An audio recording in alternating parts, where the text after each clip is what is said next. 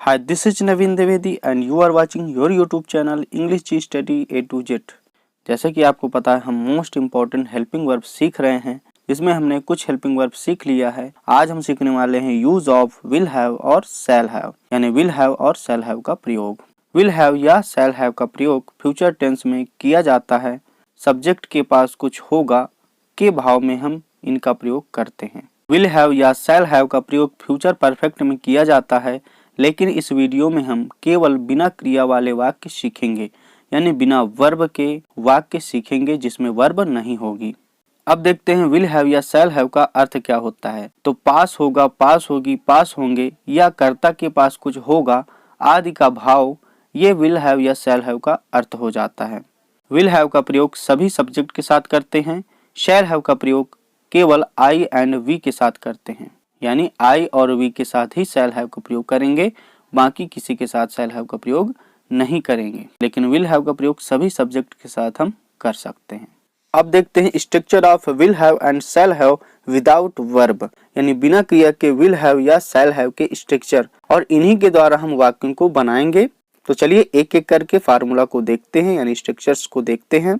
पहला स्ट्रक्चर है affirmative sentence का, जो है सब्जेक्ट प्लस विल हैव या शैल हैव प्लस ऑब्जेक्ट। इसके बाद नेगेटिव, नेगेटिव में सब्जेक्ट प्लस विल, इसके बाद नॉट, फिर हैव या फिर शैल नॉट हैव, फिर इसके बाद प्लस ऑब्जेक्ट।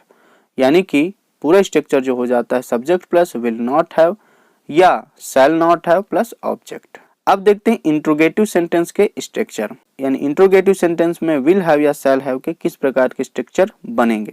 तो सबसे पहले देखते हैं क्या का स्ट्रक्चर, यानी जब क्या से शुरुआत हो या क्या से कोई चीज ना पूछा गया हो, सिर्फ प्रश्न किया गया हो, तो उसमें हम इस स्ट्रक्चर का प्रयोग करेंगे। तो स्ट्रक्चर है क्या का, विल या shall plus subject plus have plus object plus question mark. इसके बाद क्या का निगेटिव है विल या shall plus subject plus not plus have plus object plus question mark.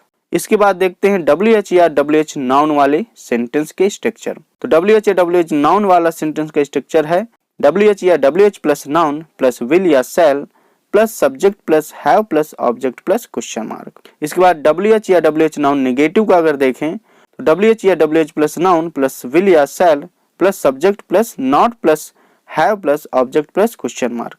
यानी कि क्या का और WH या WH नाउन के सेंटेंस में नेगेटिव जब हम बनाते हैं इंट्रोगेटिव के, तो सब्जेक्ट के बाद नॉट लगा देते हैं, यानी सब्जेक्ट के बाद नॉट आ जाएगा। अब देखते हैं हु का स्ट्रक्चर। ये भी इंट्रोगेटिव सेंटेंस के स्ट्रक्चर में आता है, लेकिन इसका जो स्ट्रक्चर होगा वो थोड़ा सा अलग होता है। तो हु का स्ट्रक्चर है who plus will have plus object plus question mark. Who का निगेटिव स्ट्रक्चर है who plus will plus not plus have plus object plus question mark. तो ये विल हैव या शैल हैव के स्ट्रक्चर हो गए, जिनका प्रयोग करके हम वाक्यों को बनाएंगे और सीखेंगे। तो चलिए शुरुआत करते हैं और देखते हैं पहला वाक्य। तो अफर्मेटिव सेंटेंस का हमारा पहला वाक्य है उसके पास एक गुड़िया होगी, तो इसकी इंग्लिश हो जाएगी he will have a doll. इसके बाद दूसरा वाक्य है मोहन के पास एक अच्छी और महंगी कार होगी, तो इसकी इंग्लिश हो जाएगी Mohan will have a good and expensive car. अब देख लेते हैं नेगेटिव सेंटेंस के वाक्य। तो नेगेटिव सेंटेंस में हमारा अगला वाक्य है मेरे पास पैसे नहीं होंगे, तो इसकी इंग्लिश हो जाएगी I will not have money. अब ध्यान दीजिए यहाँ पर, क्योंकि मेरे यानी कि आई आया, तो आई के साथ हम शैल का भी प्रयोग कर सकते हैं, इसलिए हम इसको दूसरे तरीके से भी बना सकते हैं।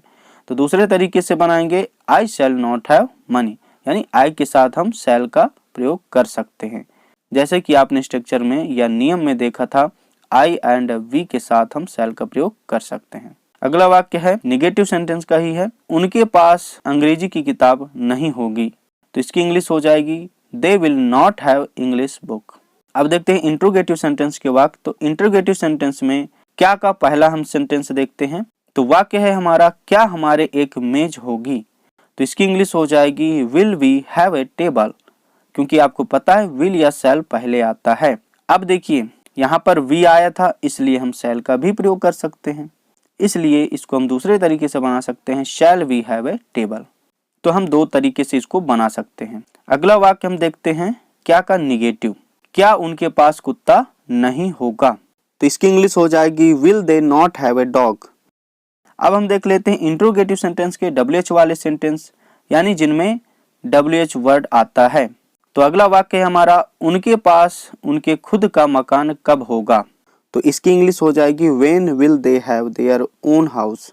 अब अगला वाक्य देखते हैं WH निगेटिव वाला, यानी नहीं भी आ गया जिसमें। तो वाक्य है हमारा, तुम्हारे पास पैसे क्यों नहीं होंगे। तो इसकी इंग्लिश हो जाएगी why will you not have money. तो ये हमारा WH निगेटिव वाक्य भी हो गया। अब WH वाले वाक्य के बाद हम देखते हैं WH नाउन वाले वाक्य, जिसमें WH के साथ उनका नाउन भी आता है। तो अगला वाक्य है हमारा, राहुल के कितने भाई होंगे। तो यहाँ पर कितने के साथ भाई, तो ये WH नाउन वर्ड बन जाता है, यानी कितने, हाउ मैनी, भाई ब्रदर। तो हाउ मैनी क्या है, WH है, और भाई यानी ब्रदर ये नाउन हो गया। तो इस वाक्य की पूरी इंग्लिश हो जाएगी how many brothers of Rahul will have. इसी प्रकार का अगला वाक्य देखते हैं, उसके पास कितने खिलौने होंगे। तो यहाँ पर भी WH नाउन वाला वाक्य है। तो इसकी इंग्लिश हो जाएगी how many toys will he have. अगला वाक्य है, विद्यार्थी के पास कितनी किताबें होंगी। तो इसकी इंग्लिश हो जाएगी how many books will the student have.